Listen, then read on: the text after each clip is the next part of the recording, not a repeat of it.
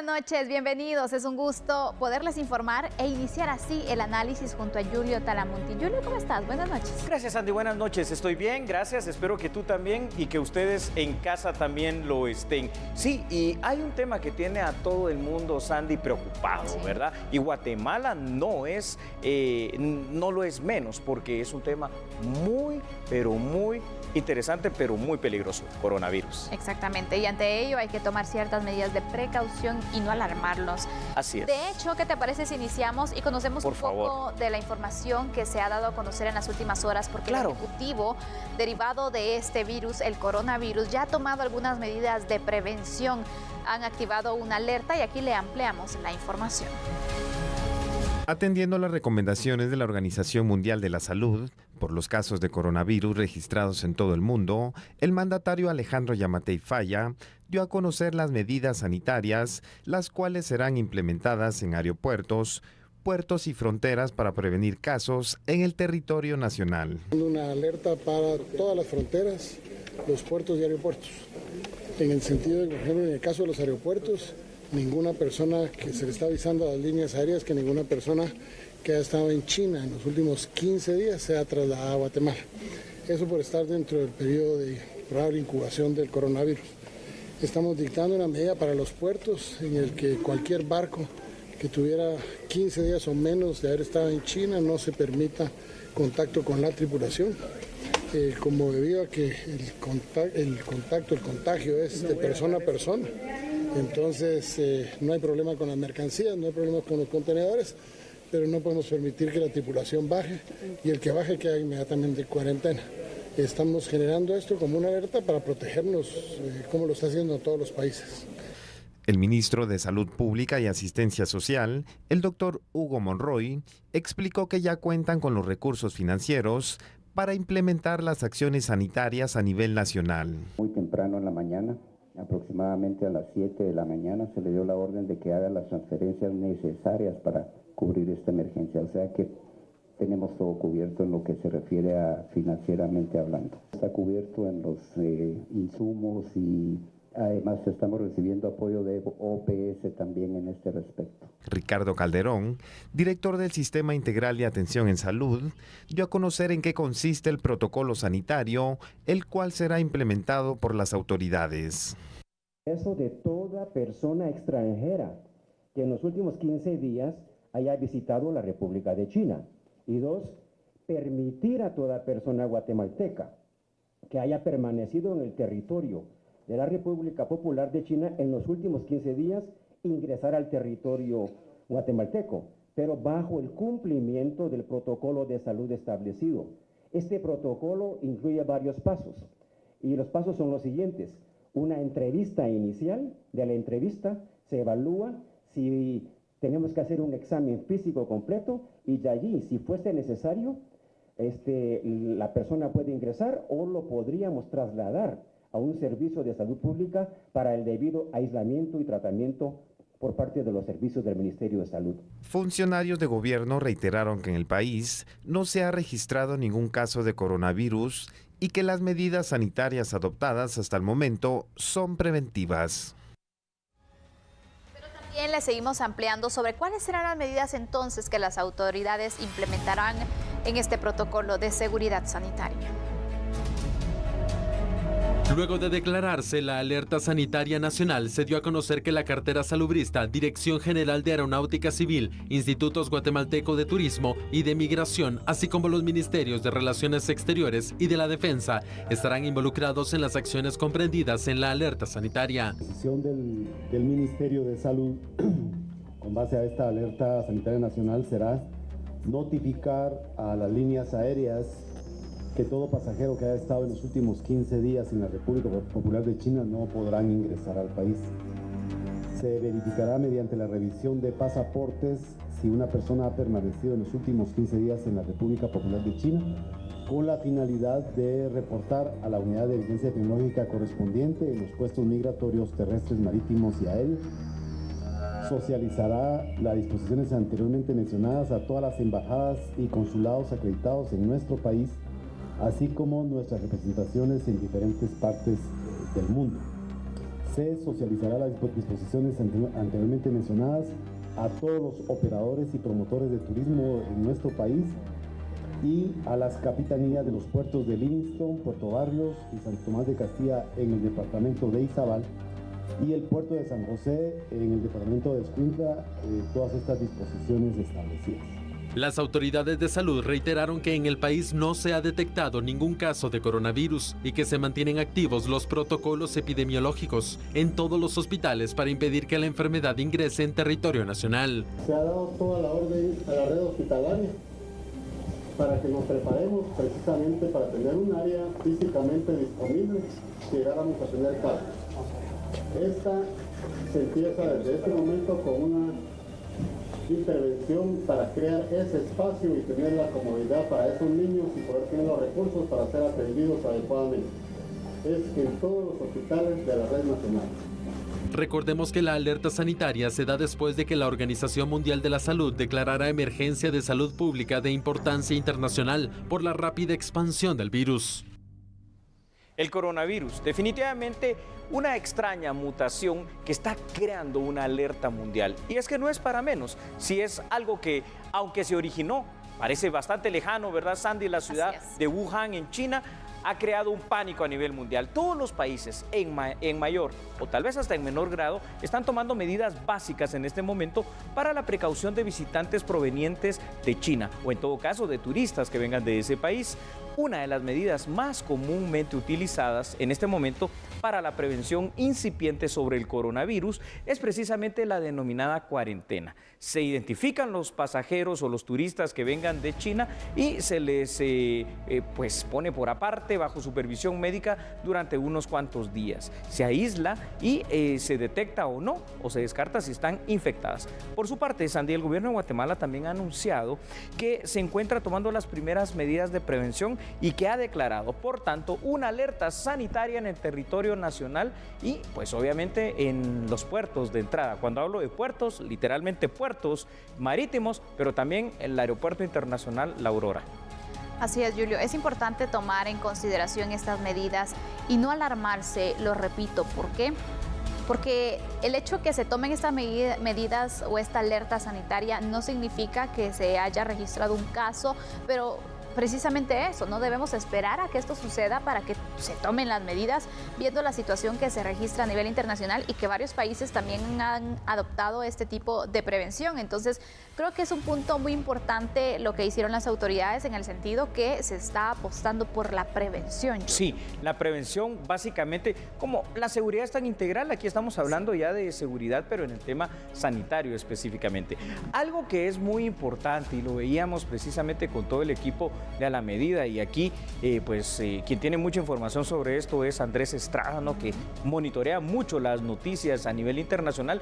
Es que no hay un caso, imagínate tú, escuche usted esto para que se tranquilice un poquito, no hay todavía un caso donde haya habido una transmisión persona a persona.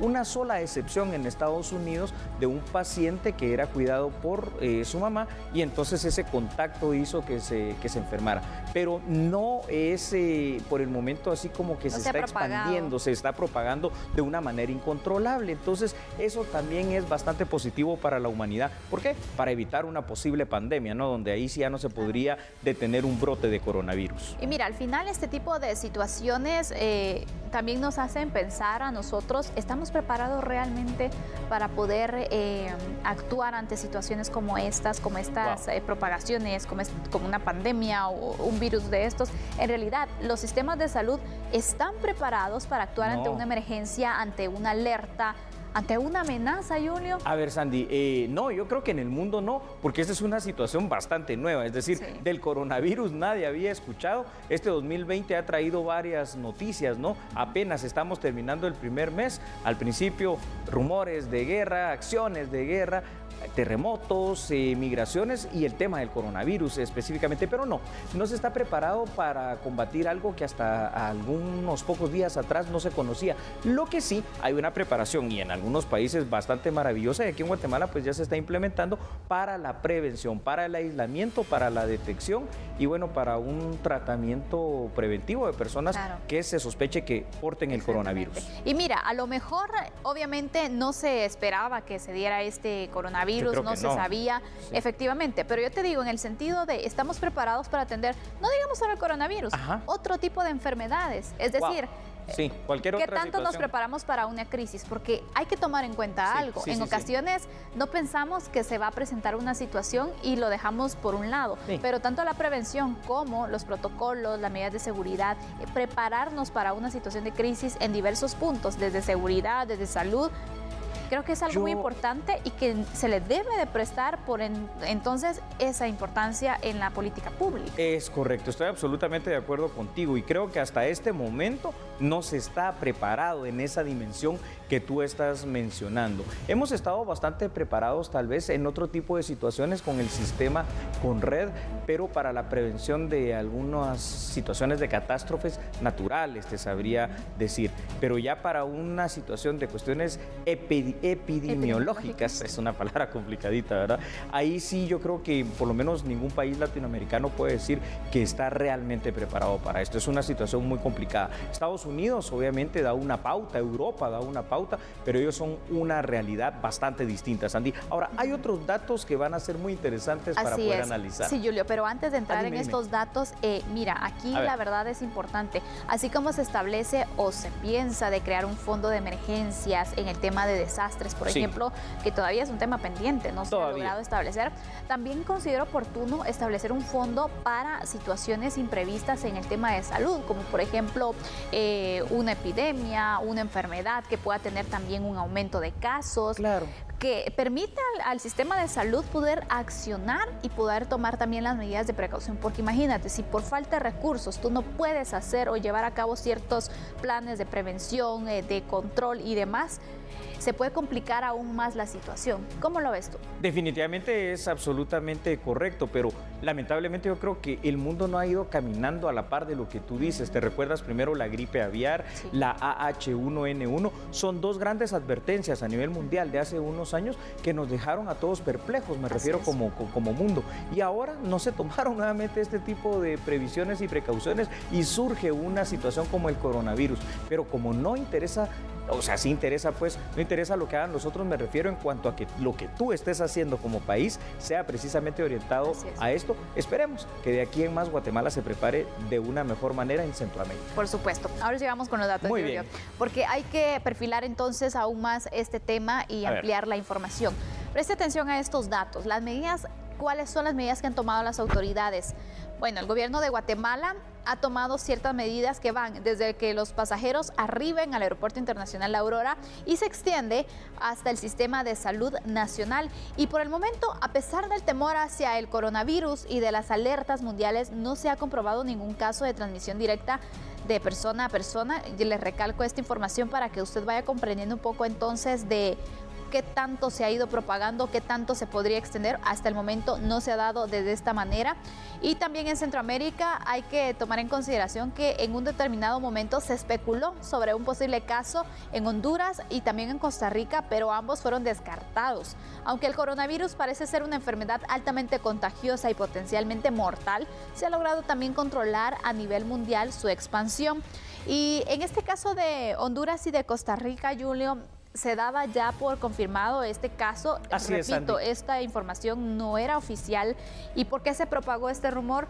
Porque se tenía unos visitantes o extranjeros que ingresaron a estos países y que tenían como ciertos síntomas que daban la pauta a creer que a lo mejor podrían tener coronavirus. ¿Qué hicieron? Los aislaron, les realizaron las pruebas correspondientes y fue ahí donde se dieron cuenta que no, que eran otros síntomas, eran otras situaciones, pero que no era el coronavirus. Entonces, cuando aíslas a alguien, ya por algunos se toman que, bueno, ya tiene el coronavirus y no. Esa es una medida de precaución. Definitivamente que sí, Sandy. Yo tengo una gran pregunta y es una pregunta no solo para Guatemala, una pregunta a nivel mundial. ¿Qué va a pasar realmente con el coronavirus? ¿Se va a controlar de esta manera en que por el momento parece evolucionar o simple y sencillamente de verdad va a evolucionar de tal manera porque los virus van mutando rápidamente y cambiará hasta convertirse en una pandemia que amenace la salud y la vida de miles de millones de seres humanos? Porque al final de cuentas, aunque no se ha expandido en esa forma y ojalá no lo haga nunca, coronavirus es potencialmente mortal. Y está afectando a diversos países en el tema económico, en el tema de turismo también, Julio. Sí, ojalá que pronto se pueda controlar la situación y que los países puedan continuar con sus actividades normales y su desarrollo también. Así es. Para concluir, usted, por favor, tampoco se deje guiar por todo lo que aparece en las redes sociales. Hay mucha información, pero lo que más hay es desinformación. Así que es importante ir a las fuentes adecuadas, revise lo que dice el gobierno, particularmente lo que dice el Ministerio de Salud Pública y Asistencia Social sobre coronavirus. Y luego de varios intentos, la Comisión de Postulación para elegir a magistrados de la Corte Suprema de Justicia finalmente se pusieron de acuerdo para fijar una tabla de gradación.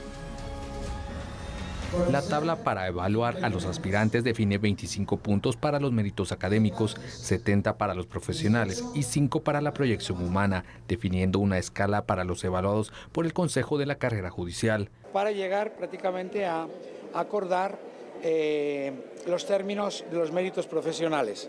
Y se quedó con 60, 50 y 40. Esto indudablemente se mantiene en la posición, digamos nosotros, de elevar estándares, que eso es lo positivo. Por tanto, en ese punto diríamos nosotros que fue un paso adelante respecto a las semanas precedentes. Al mismo tiempo se acordó establecer el puntaje de la evaluación del Consejo de la Carrera Judicial, que va a ser 8 y 10, de acuerdo a que tengan más de 75 puntos, de 70 a 85 puntos serán 8 y de 86 a 100 puntos 10 puntos. Asimismo, se avaló el cronograma de actividades. Se prevé que el 20 de febrero se entregará la nómina de candidatos al Congreso de la República. Y es que el presidente Alejandro Yamatei visitó en este día tanto el Hospital Nacional de Amatitlán como varios centros educativos de ese municipio. Y además aprovechó las visitas para entregar mobiliario. Por favor, vea la información aquí en A la Medida. El mandatario Alejandro Yamatei Falla anunció que 6 hospitales públicos del país, entre ellos el de Amatitlán, serán remozados en los próximos meses. Confirmó que se trabaja una propuesta de ampliación presupuestaria, la cual será presentada al Congreso de la República para fortalecer los servicios de la salud pública. Pero hay la necesidad de reestructurar este hospital. Como ustedes se pudieron dar cuenta, el hacinamiento es más que obvio, la falta de servicios es más que obvia. Las camillas son antiguas, el equipamiento es muy malo. De nada sirve que haya un buen abastecimiento en la farmacia, como lo pudimos comprobar. Sí, al final no hay lugar en donde atender a la gente, ni las condiciones para atenderlas. Es por eso que vamos y estamos priorizando la salud como un tema muy importante, al igual que la educación y la seguridad. En la visita que haré al Congreso de la República para pedir la ampliación presupuestaria en las próximas semanas, vamos a considerar que esa ampliación presupuestaria alcance a los hospitales en 2 sentidos. Uno, con el préstamo del BID para poder renovar 6 hospitales, uno de los cuales es este hospital.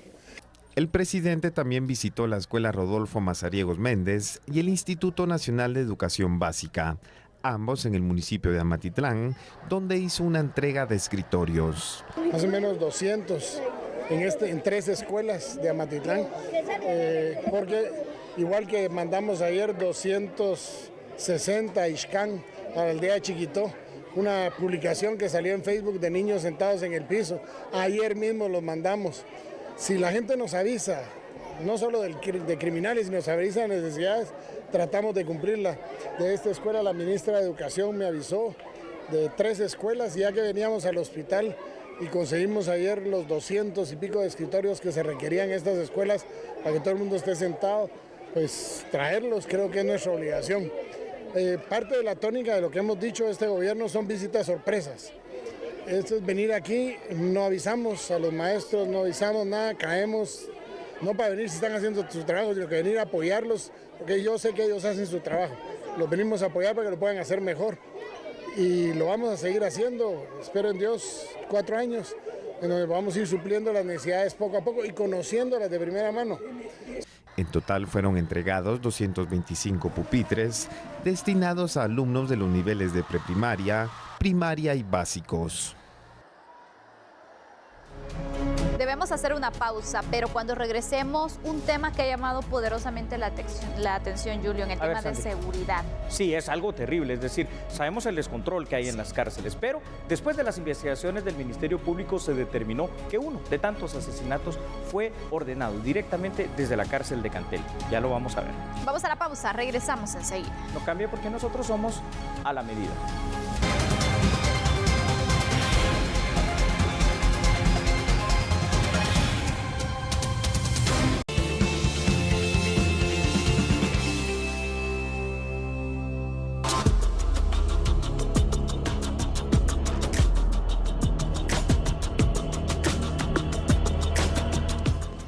Y bueno, regresamos con el tema que le estábamos adelantando, porque hoy se le notificó a un privado de libertad que guardaba precisamente prisión en la cárcel de Cantel que tenía un nuevo delito en su contra, y es que según investigaciones, al parecer, pues esa es la premisa, que él ordenó un asesinato desde ese lugar. En seguimiento a las investigaciones de un ataque armado en contra de un comerciante en Quetzaltenango, agentes determinaron que desde la cárcel, un privado de libertad giró la orden de asesinarlo. Es por ello que este viernes desde las 6 de la mañana, Policía Nacional Civil, en coordinación del Ministerio Público, realizaron una requisa en la cárcel en Cantel, Quetzaltenango. Autoridades confirmaron que lograron identificar al líder pandillero que ordenó el ataque armado. Anoche se tuvo la denuncia sobre individuos que iban a atacar un comercio y se movilizó el grupo que está organizado contra las pandillas, y pues llegaron justamente en el momento de que esta gente, los sicarios, estaban haciendo disparos y habían herido al dueño del comercio. Inmediatamente fueron capturados 3 individuos, una moto, y se supo que la orden había salido de dentro de la cárcel. Entonces se esperó el día de hoy a las 6:30 de la mañana para iniciar una requisa en el centro carcelario, y habiendo encontrado pues, al individuo que giró las órdenes y fue capturado, porque ya con esto es otro ilícito el que comete. El privado de libertad Marvin Leonel García Monzón, de 26 años, alias El Alacrán, condenado a 37 años de prisión por el delito de asesinato. Se le encontró un teléfono celular, por lo que fue nuevamente consignado a los tribunales respectivos. Además, agentes localizaron varios ilícitos en la requisa realizada en el sector 4 de la Granja Modelo de Rehabilitación Penal Cantel. Logrando la incautación de 154 bolsitas de marihuana, onzas de cocaína y gran variedad de licor, así como 2 teléfonos celulares. Es menester hacer referencia que este sujeto que giró las instrucciones para el ataque armado pues se encuentra cumpliendo una condena por el delito de asesinato. Es que esto es por demás importante. 20 son las cárceles que funcionan en nuestro país. Bueno, funcionan es un decir, ¿verdad, Sandy? Que están allí. ¿Por qué? Porque hay un completo descontrol. Y hay una particularmente que está dando mucho de qué hablar en los últimos meses. Esta es la cárcel de Cantel en Quetzaltenango, que antes era una de las cárceles más tranquilas y donde los privados de libertad que cumplían condenas, Sandy, pues se dedicaban más a trabajar que a otras cosas. Por esa razón se realizó una requisa. Y como ya vimos en la nota dentro de la misma, aparte de detectar una serie de ilícitos, pues realmente se logró notificar a un privado de libertad que había sido ya delatado por unos sicarios que él era el que mandó a matar, imagínate tú, dio la orden desde la cárcel a un comerciante. La situación denunciada por el presidente Alejandro Yamatei nos lleva a plantear la necesidad de la implementación de una reforma penitenciaria que sea integral, Sandy, que permita retomar el control de las cárceles. Pero ¿qué significa una reforma penitenciaria? Pues esto es cambiar completamente lo que no sirve. ¿Y qué es lo que no sirve? El sistema penitenciario por completo no sirve, ya lo que está es una cosa obsoleta. Hay que construir nuevas cárceles en las cuales tú como Estado puedas controlar, teniendo pequeños grupos, no esos grandes sectores, teniendo aparatos como las cámaras de vigilancia, teniendo aparatos para que no ingresen, pues obviamente los ilícitos, y teniendo quien monitoree todo eso para también controlar a los mismos guardias penitenciarios. De lo contrario, esto no va a cambiar. Y mira, yo te diré algo, uno de los puntos que se debe reforzar y que sin duda tiene mucha relación en la debilidad del sistema penitenciario es las condiciones también de los guardias. Claro. A la medida que ellos se vean entonces limitados, porque obviamente hay necesidades, y no es que estemos justificando la corrupción, porque en ningún momento creo que es justificable, pero son más débiles, son más fáciles de comprar. Sandy, quien no conoce realmente la realidad del sistema penitenciario, dice cualquier barbaridad. Hay gente que yo conozco que dice, si yo estuviera un día ahí dirigiendo esa institución, pues entonces cambiaría esa situación. Yo ya estuve ahí, yo ya trabajé en todo eso, en los temas de prevención desde la comunidad internacional, y es algo muy difícil, el descontrol es muy enorme. Sí. Para empezar, te encuentras con una infraestructura obsoleta de los años 60 y luego te encuentras con un hacinamiento, Sandy, pero impresionante. 7,000 privados de libertad y tienes 25,000, ¿cómo los controlas, verdad? Y sobre todo con la cantidad también de guardias que tienes. Es que realmente el sistema penitenciario necesita que se le invierta, necesita recursos para que tú puedas. En primer punto, es algo urgente y desde hace tiempo se ha mencionado la construcción de cárceles. Sí. Por ejemplo.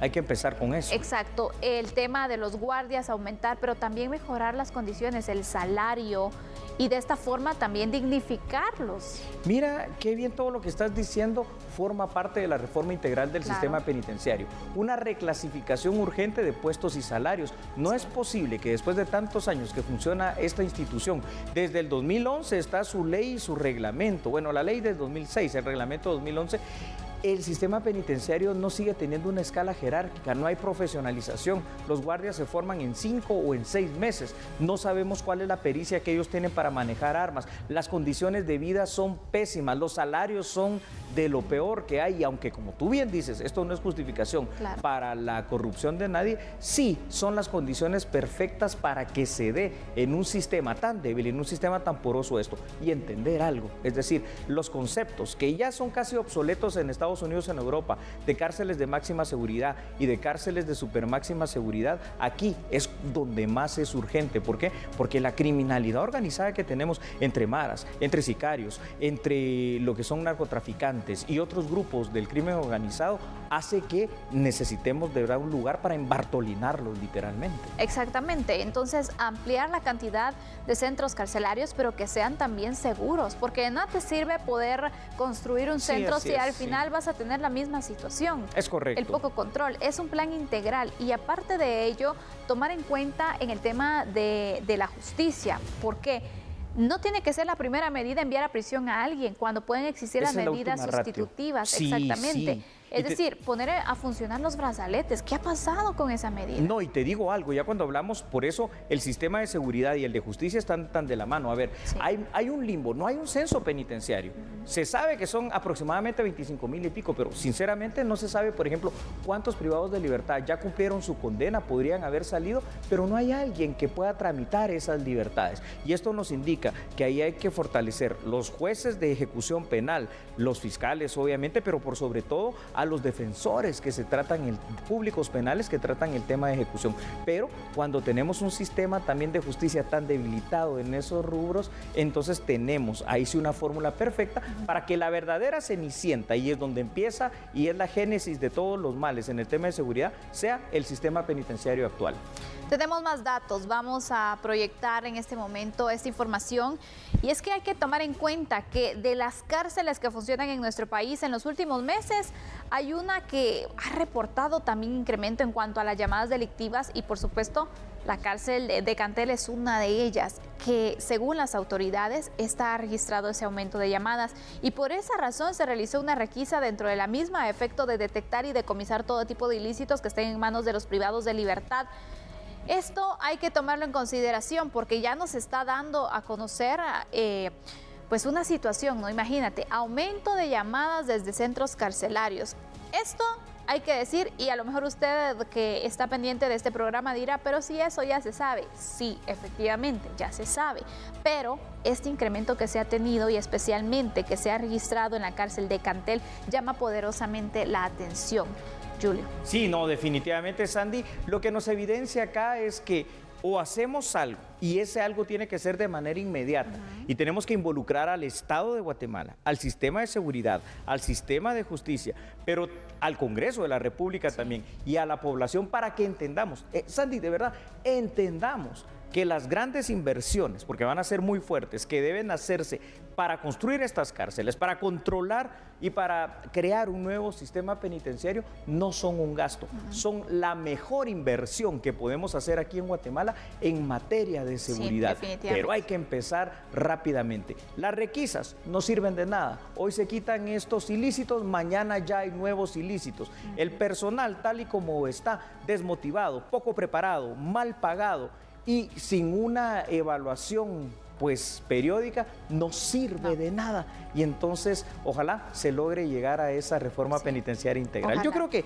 tal vez por ahí se podrá hacer algo en este gobierno, porque también el doctor Alejandro Yamatei conoce mucho y muy bien lo que es el sistema penitenciario. Estuvo a cargo de él durante 2 años. Y recordemos que él también, dentro de sus proyectos que dio a conocer durante la toma de posesión, indicó que también está planificado la construcción de cárceles. Es correcto, pero Sandy. Sabemos que para eso se necesitan recursos y ojalá que se pueda pues apoyar también el mismo, ¿no? Así es. Bueno, pues ahí lo tiene usted, un tema que siempre es polémico, que siempre no deja de ser interesante, pero que siempre está ahí latente. Hoy la situación fue buena, no se captura, se vuelve a notificar a alguien que ya está preso, que se le descubrió haciendo estas situaciones. Cortemos desde ya, por favor, esas órdenes de estar matando, de estar extorsionando a la gente que vienen desde las cárceles. Y bueno, luego de concluir este análisis, ahora vamos a pasar a otro ámbito de información y conozcamos detalles acerca de la economía.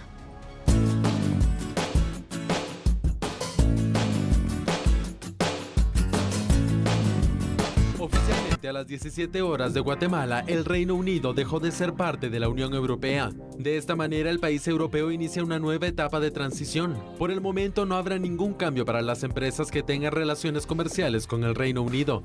Será hasta el 1 de enero del 2021 que entre en vigencia el acuerdo de asociación entre Centroamérica y el Reino Unido. Según la encuesta de expectativas económicas del Vanguard, durante el primer mes de este 2020, el nivel del índice de confianza de la actividad económica se situó en 66.50 puntos. Una cifra positiva y considerable, superando en un 12% la cifra registrada en diciembre del año pasado y casi en un 40% la cifra registrada en enero del 2019.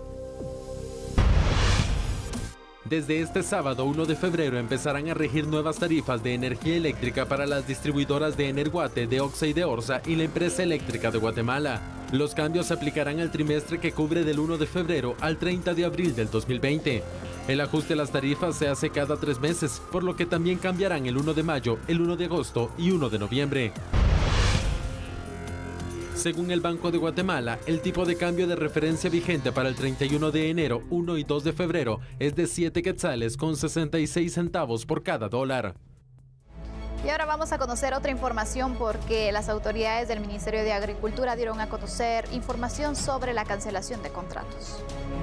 Es importante recalcar que la decisión de rescindir estos contratos no se trata de despidos, como popularmente se dice, sino que son una consecuencia de una mala práctica de contratación que lamentablemente en mi función de ministro encontré y que debe ser corregida. Por este motivo se han decidido implementar diferentes decisiones que se van a tomar a partir de ahora. Debido a las carencias que tenemos en el personal en algunas de las áreas de la entidad, hay que revisar los contratos por servicios técnicos y profesionales para que estén en concordancia con los objetivos del MAGA. Por aparte, en la cartera de Economía se ordenó rescindir 174 contratos. Esta es una situación bastante impresionante, Sandy. Las deportaciones continúan en aumento. Cada año van creciendo, pero este mes de enero, que hoy está terminando, reporta todavía un aumento de la cifra con relación a años anteriores. ¿Quiere conocer más información y, por supuesto, el análisis? Bueno, siga en sintonía, ya volvemos. Así es, no cambie, somos a la medida.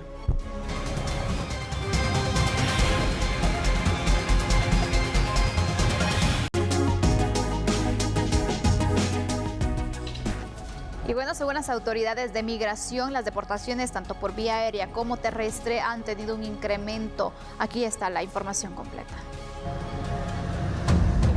Cuando el reloj marcó las 13 horas con 30 minutos, poco a poco se abrió la puerta metálica y algo oxidada del Centro de Migración en Fuerza Aérea, pero que ha presenciado el retorno de miles de connacionales que vuelven a Guatemala sin haber alcanzado el sueño americano o que han sido capturados en alguna redada.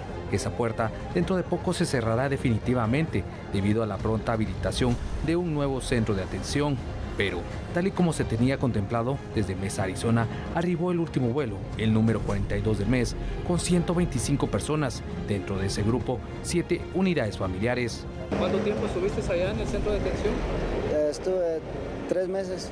3 meses, o sea, viviste las fiestas prácticamente de fin de año detenido. Sí. Sin embargo, con estos retornos, el primer mes de 2020 cierra con 4.171 deportaciones por vía aérea, 95 más que en enero de 2019.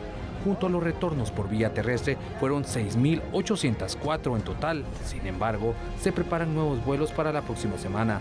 Familiares de migrantes que no tuvieron la suerte de encontrarse con sus seres queridos esperan volver a verlos, pues la búsqueda de un mejor trabajo y calidad de vida los obligó a dejar su tierra y su familia. Ya tenía meses de estar sin trabajo y tiene niños y todo, entonces lo quisieron jalar para allá, ¿verdad? Pero no fue la voluntad de Dios que haya pasado, lo agarraron. Es la primera vez. Una situación bastante triste por sí, no encontrarlo ese día. Sí, porque fíjese que allá en Champerico los tractoristas apenas van ganando 50 quetzales al día, todo el santo día. Y él ni es tractorista, entonces ganan 25, 20 quetzales al día. Tiene 3 niños, entonces él se desesperó y ya que una tía lo jalaba para allá, ¿verdad? Pero ¿cuánto tiempo estuvo él allá? Ya tiene cerca del mes que se fue, pero lo agarraron en el camino, no llegó con el familiar. Bueno, pues ahí está, ¿no? Enero está cerrando con cifras históricas en el tema de deportaciones por la vía aérea desde Estados Unidos. Es que 4.171 deportados, Andy, no son pocos. Ahora, a este dato, que ya parece bastante grande, va a haber que sumar también el dato de los connacionales que fueron deportados por la vía terrestre, que todavía no se tiene con certeza. Esta cifra es evidente que ya marca un claro incremento y posiblemente, Sandy, también va a marcar una tendencia a seguir durante el resto de este año 2020 en comparación con las cifras que se manejaban en los años anteriores. Es de esperar definitivamente que las deportaciones de guatemaltecos ilegales en Estados Unidos continúen derivados pues de las políticas migratorias propias de Estados Unidos. Este es el panorama que se tiene en cuanto a las migraciones, Julio. Así es, Andy. Y pensar que continúan las caravanas, que continúa el interés también de las personas de buscar el sueño americano, de ver estas situaciones y aún así tener el valor y tener la esperanza. Es increíble la necesidad que puede tener una persona para tomar esas medidas que en muchas ocasiones es arriesgada también. Así es, la necesidad, tú lo has dicho, lleva a la desesperación. Y esta desesperación hace que por una u otra vía, de una y otra forma, tú quieras llegar a ese anhelado sueño americano.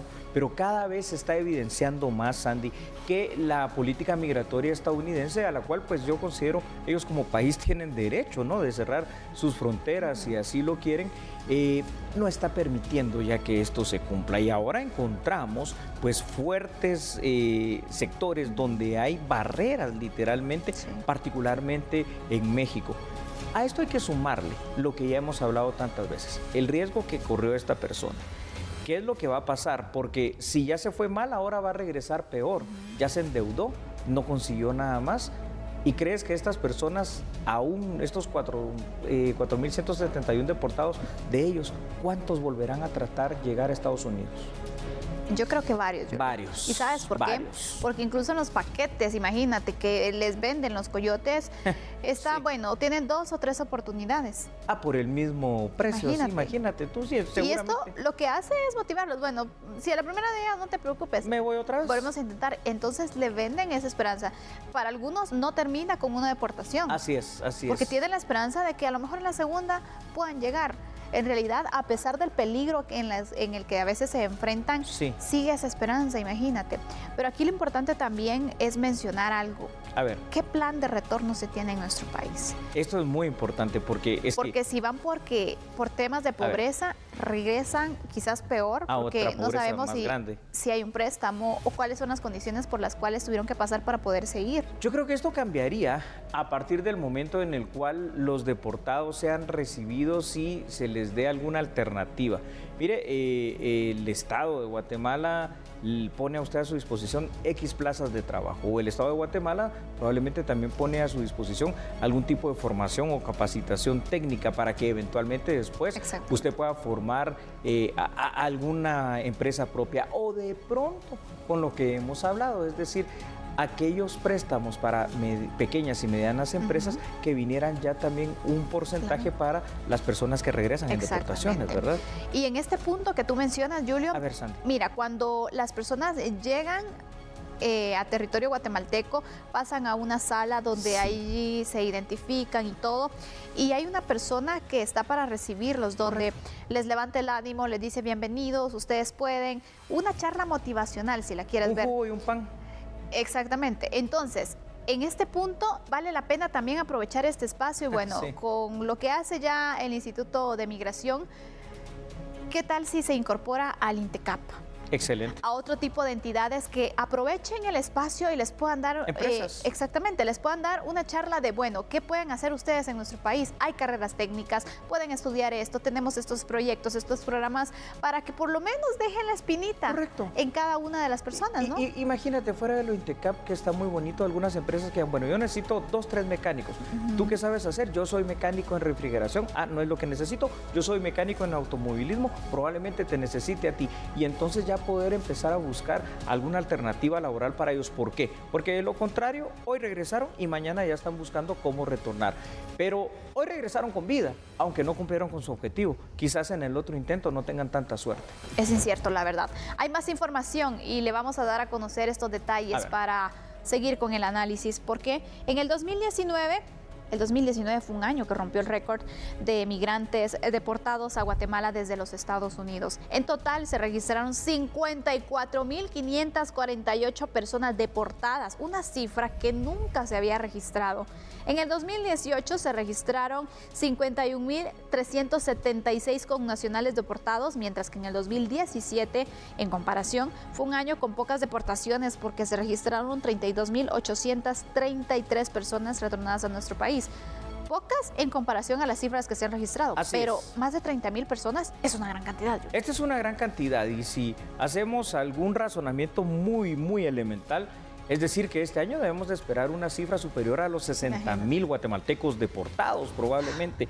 Y esto viene, Sandy, a complicar no solo las condiciones de vida de ellos, que probablemente algunos, los que ya tienen algún tiempo de estar en Estados Unidos, habían conseguido trabajo, algún tipo de bienestar, mandar dinero para su familia a través de las famosas remesas. Y en cambio en Guatemala, pues por el momento no serán recibidos con ese tipo de condición que les permita mantener un mejor nivel y estatus de vida. Por eso, la mejor forma de evitar todo esto, ¿verdad, Sandy?, es tratar de conseguir la forma en que en Guatemala haya inversión. Habiendo inversión va a haber trabajo, habiendo trabajo va a haber desarrollo y eso va a quitar el incentivo perverso de tratar de buscar un sueño americano que por el momento de sueño lo que tiene solo el nombre, porque es una verdadera pesadilla. Por supuesto. Cabe esperar entonces cuáles son los proyectos que se puedan implementar en este sector. Un sector que está pidiendo a gritos al final algún tipo de apoyo con trabajo, con mejoras económicas. Creo que es algo que podría impulsar a el hecho que los guatemaltecos no se quieran ir de nuestro país, porque imagínate, ¿quién va a querer dejar a su familia? No. Lo haces por desesperación, lo haces por necesidad. Bueno, de esta manera entonces, estimados televidentes, estamos finalizando el análisis de este tema, ¿verdad? Porque la información continúa, pero antes de que continúe, hagamos un pequeño break, ¿te parece? Vamos a la pausa, ya volvemos.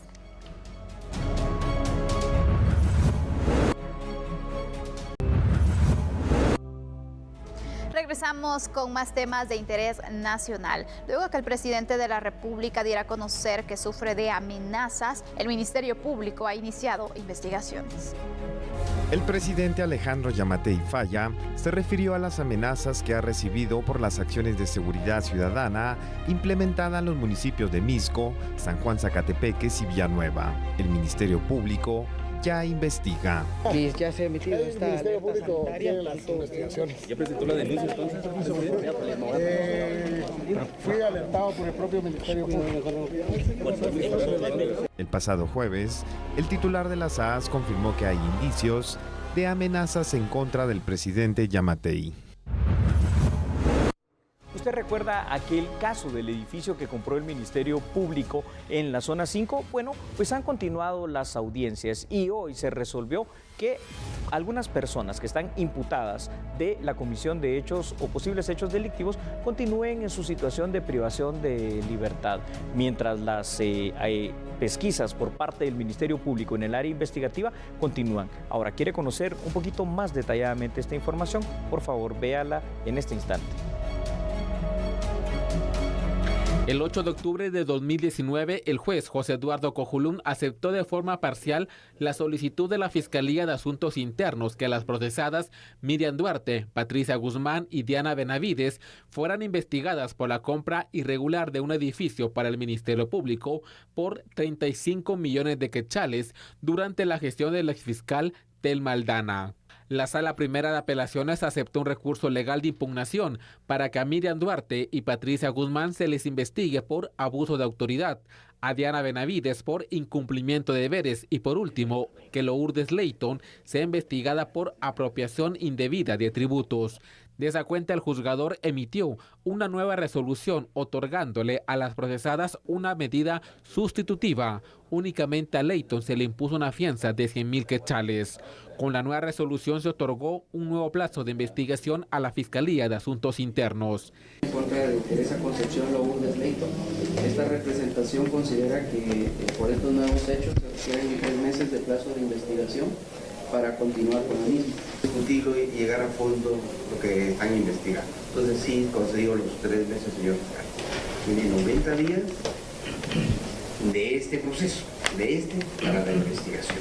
Y si tiene 90 días, vence el 27 de abril del año 2020 para que presente su conclusión. Y el 14 de mayo del año 2020 a las 10:30 horas se discutirá el acto conclusivo. En este caso, la primera semana de febrero de este año, el fiscal del caso pedirá que la carpeta judicial de las 4 procesadas sea unificada al proceso de Maynor Lobos, quien fue investigado por testaferrato. El objetivo de la fiscalía es discutir en una misma audiencia si los 5 procesados deben o no enfrentar un juicio.